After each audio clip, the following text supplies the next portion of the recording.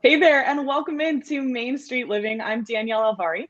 Hey, what's up, guys? I'm Quincy Carr. I'm Cheryl Nelson. Another great week. Happy to be here. And guys, I can't believe it's August. Gosh, and summer is winding down. There's so many fun activities. What are you guys into? What have you tried? Well, you guys know what I was doing this time last year in Las Vegas. I was trying out a very cool rock climbing gym in Las Vegas. Ooh. That's It was right. very scary, very scary. There's people out there doing free climbing, by the way, with no harness. So at least I had a harness for most of my climbing, but that was definitely scary for me. Quincy, have you been rock climbing before? Now, I've been rock climbing watching. That's what I've been doing. I just watch the people climb, and I'm just like, oh, I can't do that. That doesn't Not count. like bird watching? Yeah. Yeah, that does count, Cheryl. Yeah, okay? sitting still.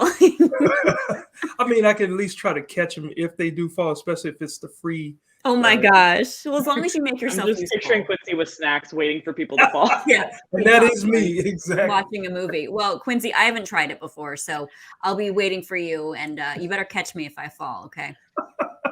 I'll try. I'll definitely try.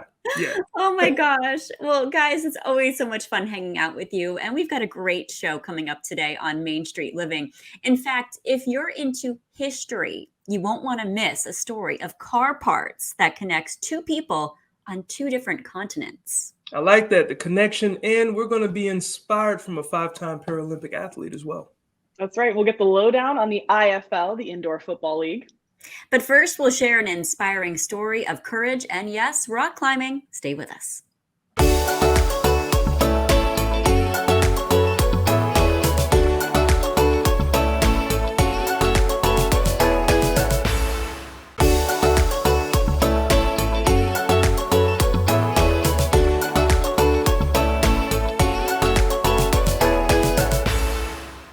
Hey guys, welcome back to Main Street Living, ladies. As we all know, our society aspires to be more inclusive. However, we've started realizing, I feel like, that the one-size-fits-all approach doesn't end up fitting very many people at all.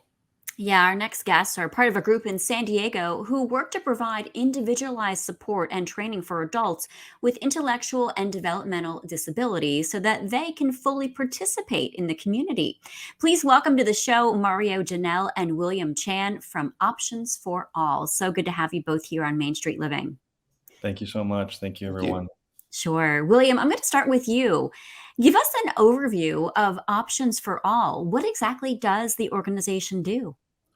So Options for All is a nonprofit organization that is dedicated to creating and supporting opportunities for adults with intellectual and developmental disabilities. We provide them with various program services so they can complete their goals and grow and thrive as individuals in their communities. Amazing. Well, we know that one of the services, one of the areas where Options for All provides job training is in film and television production. William, why is that one of the career areas where you focus? So as an individual with autism, I was trained in filmmaking at a program similar to Options for All in the Los Angeles area.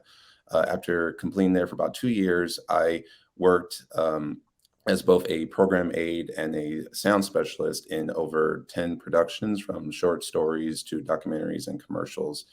And so I have several background experience as a filmmaker. And that experience led me to working with Options for All since the inclusion of the film media program in 2017, where I would help each participants with disabilities to grow as filmmakers and express themselves the same way as I've learned many years ago. Oh, William, that's huge that you're doing that to help people. This is so phenomenal. And Mario, I want to turn it over to you now. You and some other Options for All participants recently finished a documentary film called Climb. What's the film about, and what was your role? So my role was director and producer, and in San Diego, we heard that at the Mesa Rim Climbing Center, we heard there was an adaptive team composed of rock climbers with disabilities, and so we said, "Hey, this would be an amazing documentary." And so we got along with them, started filming, and so the film is about 4 different rock climbers with different backgrounds with disabilities who got empowered through rock climbing. They discovered rock climbing and they really took it to the next level, and they learned so many things, not only about rock climbing, but about themselves. And so they also, with the support of their coach. So it really shows, the film really shows what human beings are capable of, and how high they can reach, no matter the circumstances. Oh. Well, I'm in on just that. Now we understand though that you brought a clip of the movie. Let's take a look at that. I had no clue that adaptive rock climbing was even going to be such a big thing in my life.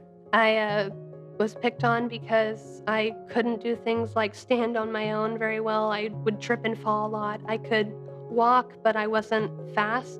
It was spring break of my first year of college, and we decided to go for a hike. I decided to hang from the cliff ledge. I just remember hanging from my fingertips, and then everything kind of just went black.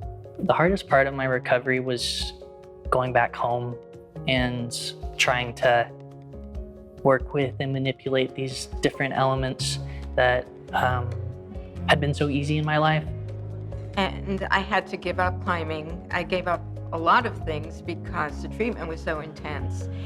And then when I was talking to my doctors and saying I'm having a difficult time lifting my arms, I'd like to go through some sort of physical therapy, I was told, well, there is no physical therapy. Basically, just deal with it. It's scar tissue.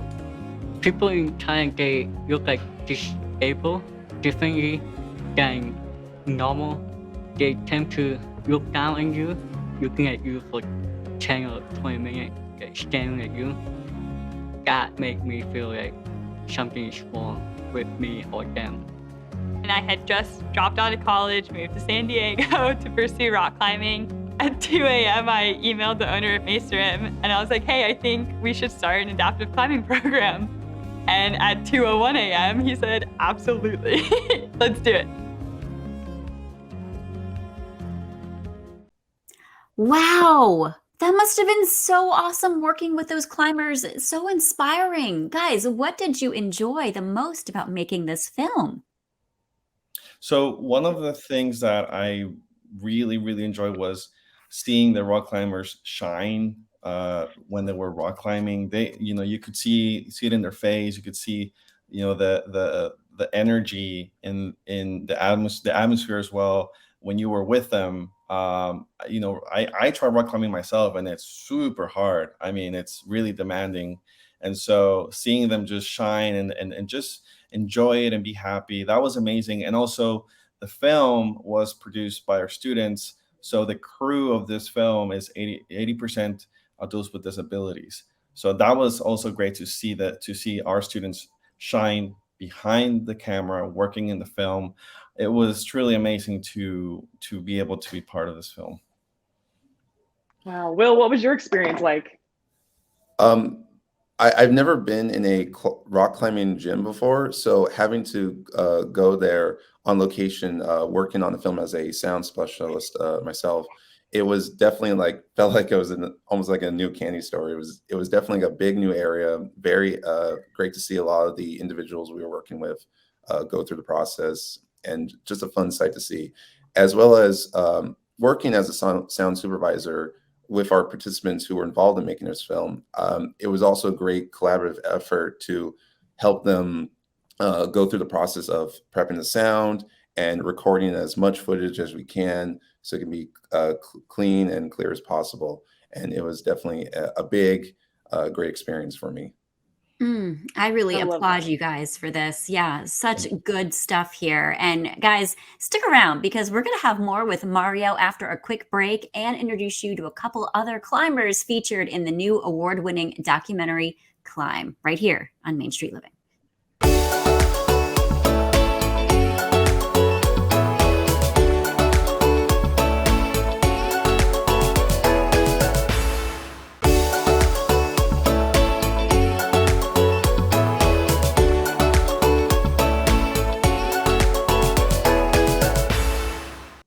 Welcome back into Main Street Living. We are here with Mario Genel, the producer and director of the award-winning documentary film Climb. And we are also now joined by Dr. Norah Schwartz and Tatiana Crenshaw, who were featured in the film. Welcome to Main Street Living. Thank you so much for having us. All right, so Thank you. Tatiana, how did you get involved in rock climbing? So it was actually a really funny story. I was introduced to rock climbing through a nurse at the local hospital, Rady Children's. The nurse was like a family friend of ours, and she approached my family and was like, my daughter has the same disability that you have, and she just started like rock climbing and really enjoys it. So I really think you should check that out. And so my family took her up on that opportunity, and we went down to one of our local climbing gyms. And tried it out for the first time. And it was definitely a life-changing experience. That's And it's incredible. something that, to me, doesn't look very easy. So to do it, it's got to be daunting to try that at first. What did you find was the most difficult about trying rock climbing? Everything, honestly. When I started, I was around 10 years old. So compared to, most people that were climbing, I was very, very small. So, physically, I had issues moving my legs with my disability. I had, motor skill issues, strength issues. I was really thin and scrawny. So just managing to get up on a wall was really scary. I was terrified at heights in the beginning as well. So the first time I ever tried it, I cried. Aw. We've all been there. So, Yeah. Well, Dr. Norah, what did you think when you were approached to participate in the film? Well, I was, excuse me, I was delighted. I felt like my climbing team really deserved the attention. I was really proud of them. I actually approached Mario because I saw him filming, and I asked, what is this about? And he told me, and then he told me about Options for Health. And I got really excited about that because I've worked in the disability field for many years. So I was a little nervous about being filmed myself, but when I saw that they were filming Jack, who you'll see in the film, and Tatiana, and then when I saw the crew come along, I was just very happy about it. If I could just throw in, by the way, I think they did an incredible job. I'm just so proud of the team and of the filmmakers, and I was excited to be a part of it. Absolutely. And Mario, going back to you, what would you say was unique about working with this particular group of climbers? I think not only the physical strength that you see when you're filming and when you see the film, you see all the physical strength that rock climbing demands. But I think once you really understand and learn about the mental strength that these rock climbers have, it's out of this world. It's amazing, and it's truly inspiring because going rock climbing, yes, it's hard, but reaching at the top, getting there, and also just having that perseverance to keep going, no matter what's happening in life, what's happening when you're rock climbing. I think that mental strength that I saw in the rock climbers was something I've never seen in my life, and it was truly life changing as a filmmaker. Wow. Well, Tatiana, what did you think of the finished film? Did it represent what climbing has come to mean to you? I think it did a really great job of doing that. It definitely did show a lot of the struggles that a lot of us had to face before joining the team, and how the team had helped us work through that. Climbing, or with any sport really, is such a vital part of providing a healthy outlet for anything. If you're disabled, suffering with mental issues, mental illnesses, depression, things like that, it's such a great way to provide a healthy outlet and really grow as a character. And I think it really demonstrated how not only are we, adaptive climbers, but we're also people with strengths. And I love that too. It exercises both the physical and mental health, and you get strength in both of those. And I want to know what else you guys have learned from climbing. I have learned a lot of things from it. When I started out, I was really shy, and I didn't really believe in myself much. With my disability and how I grew up, I was surrounded by a lot of people that, a lot of things I used to do was for my disability. So I felt like my disability was running my life. With climbing, it really helped me, take control over my life and help me, grow strong emotionally, mentally, physically. It really improved my mental health by a great deal. I probably wouldn't be alive without rock climbing in my life now. Wow. Wow. And Tatiana, from shy to now on a national television show. Look how far we've come. Yes, you're incredible. Yeah. Such a role model. Dr. Norah, what do you hope the viewers will get out of watching this documentary? Well, first, I hope they enjoy it because it really is a beautiful film. I just love seeing the faces and the bodies and people climbing. So I hope that they can sit back and say, I really enjoy this film. But I also want them to learn something. You know, we talk about focusing on ability, not disability. We look at our strengths. And what you see in this film is such incredible strength, agility, positiveness. I would like people to see a different side of individuals with impairments. We call it impairment, not disability. Disability is what is imposed on society. Impairment is individual. So we each have our own impairments. But I would like people to see us as individuals. Each of us has our own abilities and disabilities. The other thing is that you never know. You know, disability can happen like that. Just you can get in a car crash, you could walk off the sidewalk, you could lose your hearing. So it's not something that happens to them. It's something that can happen to anyone in a flash.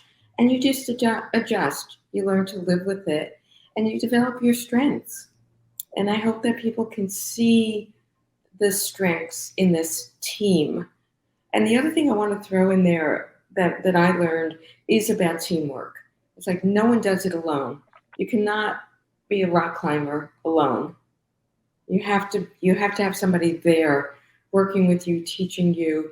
And so this film is really about teamwork. And what we saw with two teams coming together also between Mesa Rim and the Challenged Athletes Foundation, who sponsored us, by the way. At least they sponsored me. And then Options for Health.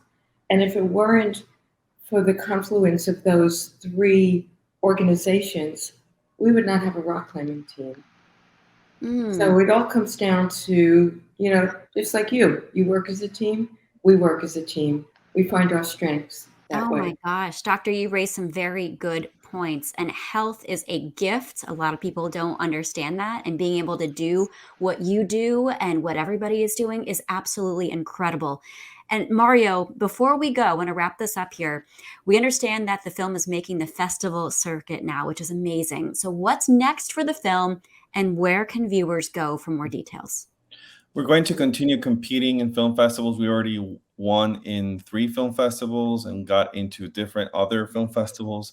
It's going great for the film, fortunately. You can go to optionsforall.org to get more details about the film. And I do want to give a quick, big shout out to all the instructors, students, and alumni at the Film and Media program at Options for All. Without them, this film wouldn't be possible, and obviously without our amazing rock climbers. Oh, wow. Rockstar rock climbers. We love it. You guys are all role models. Thank you so much for joining us here on Main Street Living. We wish you all the best. Come join us and climb. Oh, yes. Yeah. I know. Keep I gotta climbing. try that. Yeah. All right. Thank Oh, you. no, that was so good. And we're going to continue the climb through Main Street Living. And coming up next, an athlete you'll have to see to believe. Stay with us.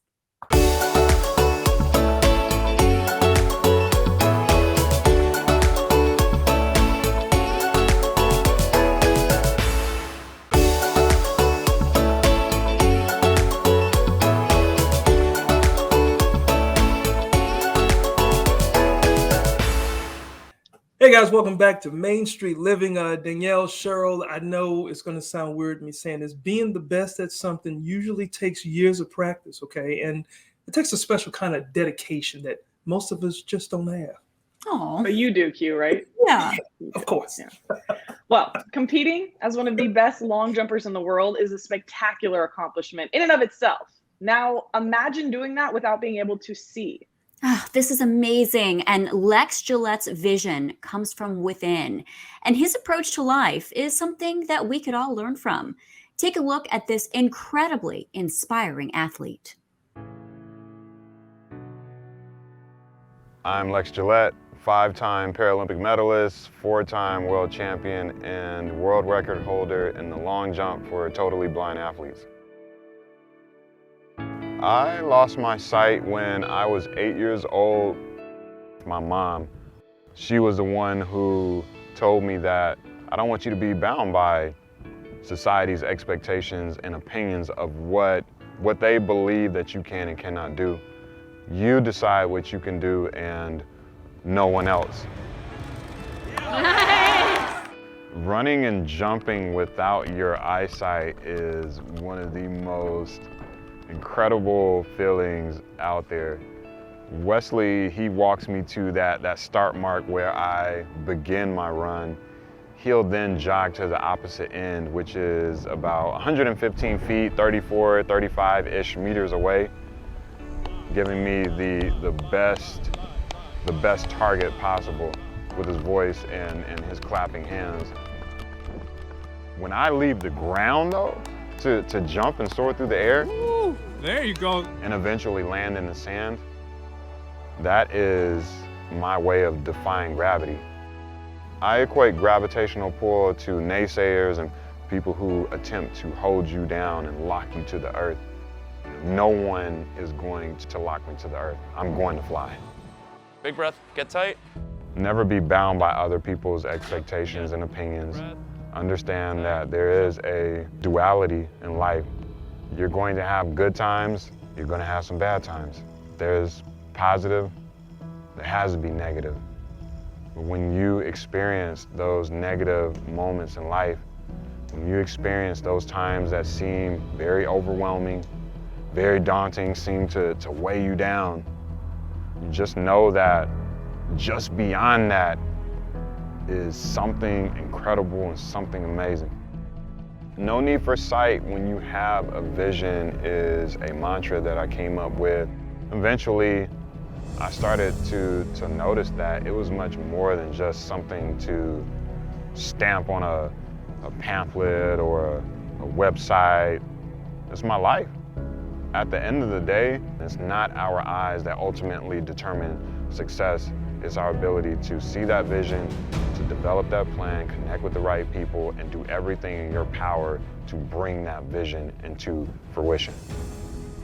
My ultimate goal as an athlete is to go to the Paralympic Games and to win a gold medal. Beyond athletics, my goal is to continue being an advocate, a mentor, an ally, and be a guide for other people so that they can navigate down their own runway and soar into their destiny. Wow, ladies, you know what? I have to take back my level of arrogance I had at the top of this segment here. Like, imagine being that type of special athlete who's blind that wants to guide others to be their best. I think that's awesome. Yeah, so incredibly moving to see that. Oh my goodness, there should be more people out there like him. And you can find more information about Lex or get in touch with him through his website, lexgillette.com. Love that so much. And don't go anywhere, because if you are craving some football, we have your fix coming up next on Main Street Living.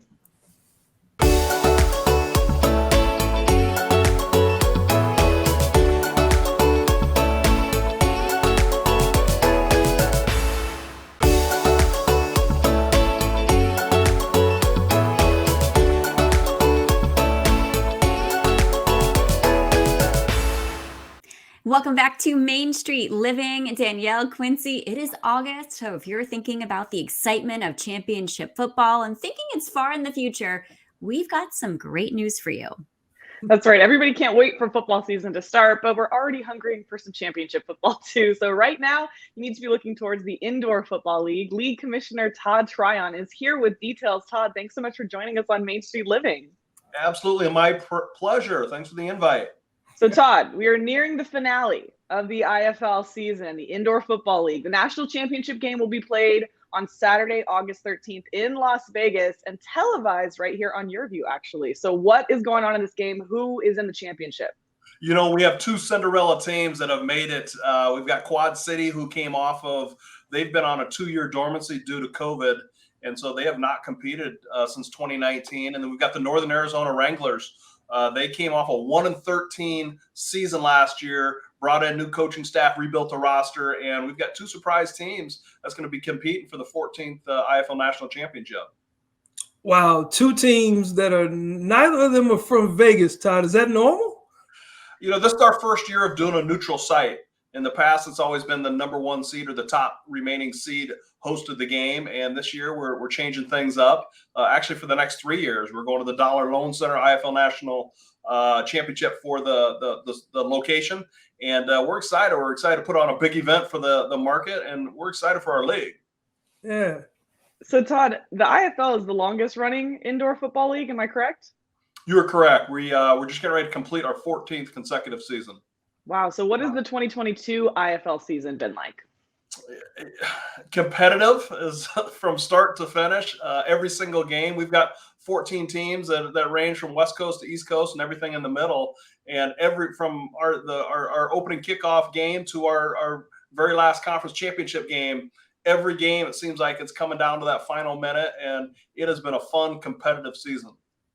Yeah, now, obviously with football, you talk about championship football. It makes it even more exciting because both teams are knowing what's at stake, right? So what are we looking for? Are we looking for a running back to have a breakout game, a quarterback to do something spectacular, or what? Well, you've got Northern Arizona. They've got some of the top defensive players in our league. When we did our all-league team, they had a couple defensive ends, a defensive back, and then Quad Cities, they've got arguably the best quarterback in the league. And Nice. he was just short of the MVP this year. It's because he didn't sign on until the 5th week. In 2019, he was actually the offensive player of the year in our league and caught on a little late. And, boy, he's been hot late, and he has been a one-man show, and he's fun to watch. Oh, they got to give him the MVP. I mean, come on. You missed a couple of weeks on the deadline. Give the man the MVP. You know, it's a regular season award, and I'm getting kind of pounded for it here, but he's had a great season. And as you can see, you've already made a new fan. So Quincy's all in on the MVP race. And I love these names, the Steamrollers and the Wranglers, obviously different names than we're used to hearing if maybe we're used to watching, the NFL. How is the IFL different for people who don't know, who haven't watched an indoor football league game?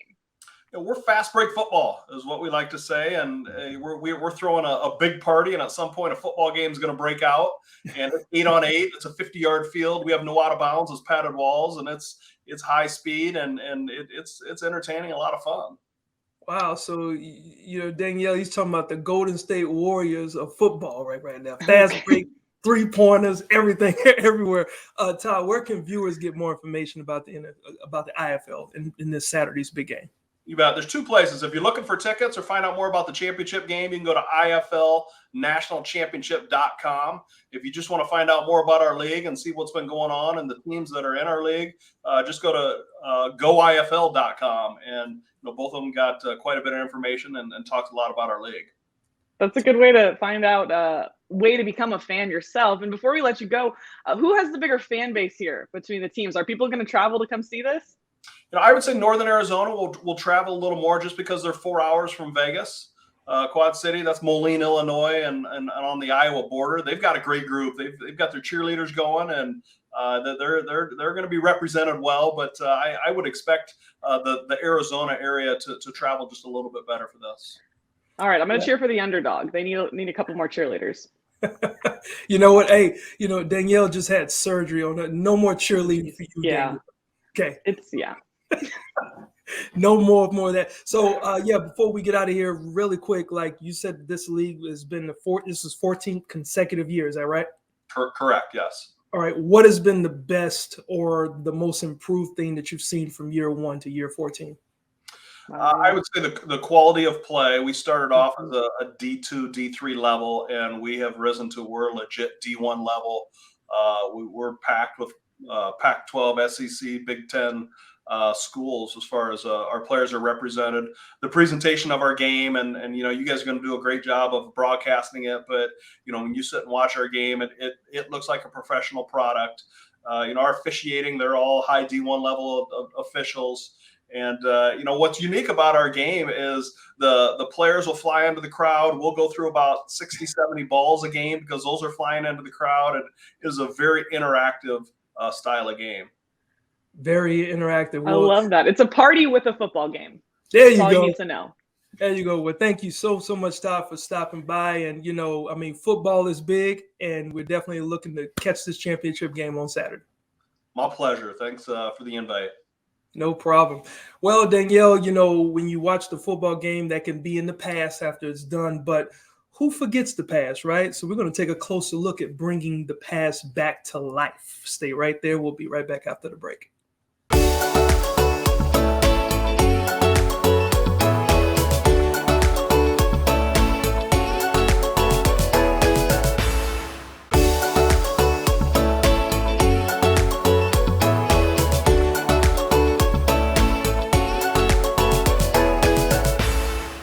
Hey guys, welcome back to Main Street Living. Danielle, Cheryl, we are most certainly living in the digital age where we can all find almost anything with the click of a mouse. And sadly, it seems to be the disposable age where we often use things a few times and then throw them away.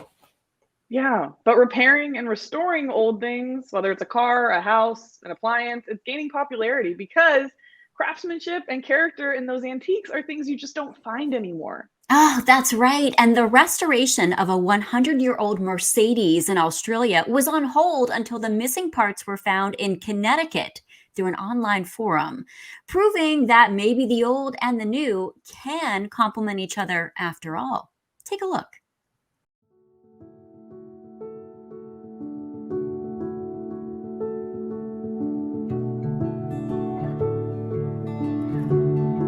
I've been working on cars my whole life. Got involved with doing restorations on old cars, and it's a passion of mine that I've been doing for the last 35 years.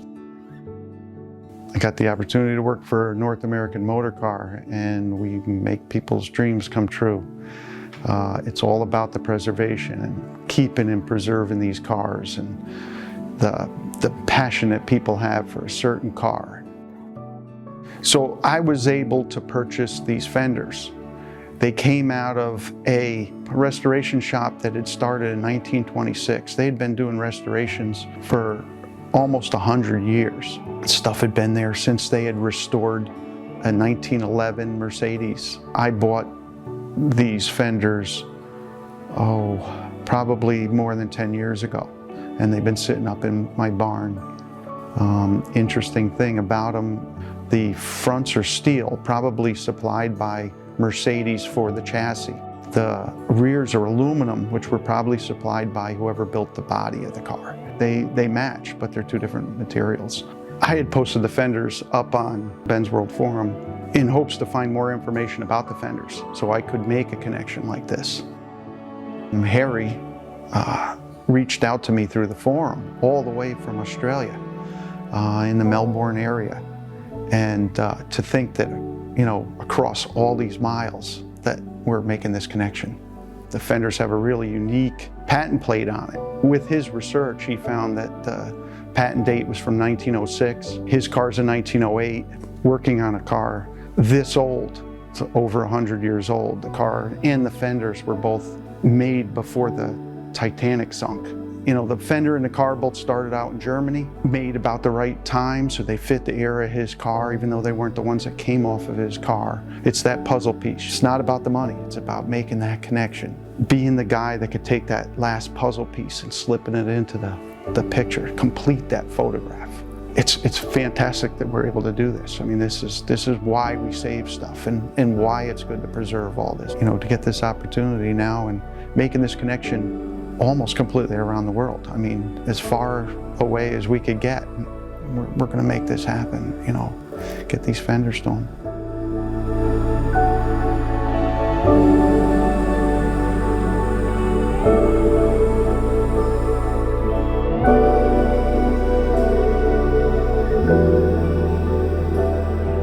Good day, it's Harry in Australia.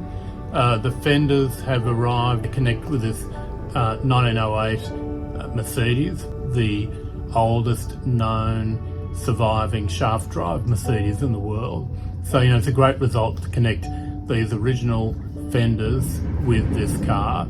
And I want to thank American Motor Car and Ted for all their support on this very special project. It's a really great result.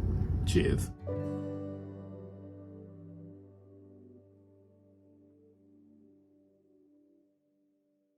Oh man, that's so cool. And it's very true. We get to see the old and the new complementing each other, which is kind of how I feel about me and Quincy on this show. The old and the new.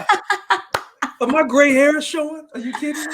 You guys are such a hoot. And I got to say, my cousin, Ted Bacuzzi, helped put that together. He was featured in this, and I am so proud of him and everything he's done. Such a cool story. And guys, if you'd like more information about the services that North American Motor Car can offer, click over to their website, NorthAmericanMotorCar.com. Very cool stuff.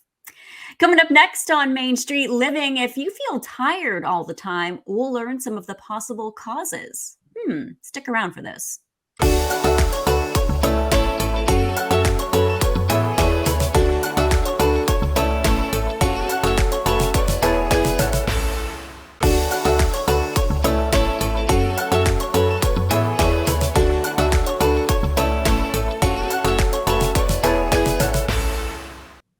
Welcome back to Main Street Living, having another fun show today. And guys, we're all busy these days, right? And often our schedules might feel too full to allow enough time for a good night's sleep. That's right. But professionals are telling us that getting enough sleep is just as important to our health and well-being as exercise and eating a balanced diet. Yeah, I think I need a lot more of these tips myself. Jim White has some tips for all of us and ways you can make sure you're getting enough rest. Take a look. Hi, I'm Jim White, registered dietitian, exercise physiologist. Today I'm going to give you tips on how to sleep for good health. The National Sleep Foundation recommends that the average person gets 7 to 9 hours of sleep a night. However, the average American only gets 6 hours of sleep a night. Now you may be wondering, what's the difference in 1 hour less sleep? By only getting 6 hours of sleep, long-term you increase your risk for heart disease and diabetes. Follow these sleep tips to get you on a better road for healthier sleep. The first tip for better sleep is to create a great sleep environment. What I recommend is cut off all of your electronics 1 hour before you go to sleep. Also, keep your temperature on about 68 degrees. My next tip is to limit your caffeine to 10 hours before bedtime. It takes your body about 10 hours to absorb and eliminate out of the body. So I'd recommend to drink your teas and coffees first thing in the morning. My next tip is to limit alcohol before bed. While alcohol can put you asleep, it has a rebound effect in the middle of the night. So try to reduce your intake for 1 serving for women and 2 servings for men 3 hours before bedtime. Another great tip is to avoid long naps during the day. It's okay to get a nap that's less than 30 minutes, but anything over that, it's going to make you not as tired and you may wake up in the middle of the night. So cut those sleep times to 20 to 30 minutes in the middle of the day. My last tip is good nutrition before bedtime. The worst thing you can do before bed is having a big meal. This can lead to reflux in the middle of the night. If you are going to eat, I recommend a high protein snack, such as peanut butter and apple, a glass of milk, cheese and nuts, or yogurt and berries. By following these tips, it's going to set you up for good sleeping habits. For more information, go to jimwhitefit.com. Ladies, I don't know about y'all, but I live with my wife.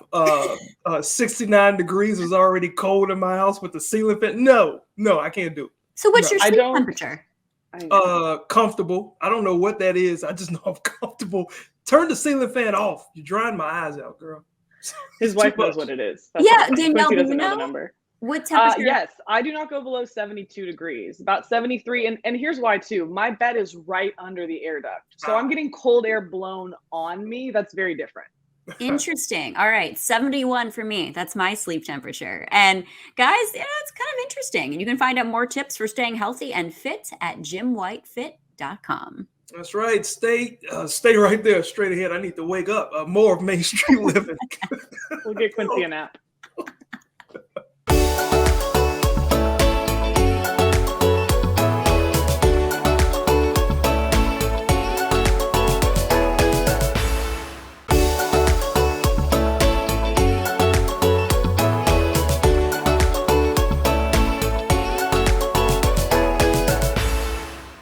Welcome back one last time to Main Street Living. Guys, I think we really took the show to new heights today. We definitely did. Look at you with the climbing. Yes. And I'm, again, so proud of my cousin. It's what he does with the cars. It's really cool. Well, you know, if you can't be proud for family, who can? But you can always, you and the viewers can always catch these episodes and so much more on our Cox Contour app as well. That's right. And also catch us Mondays, 9 p.m. local time. Until then, we will see you next time as we take another stroll down Main Street.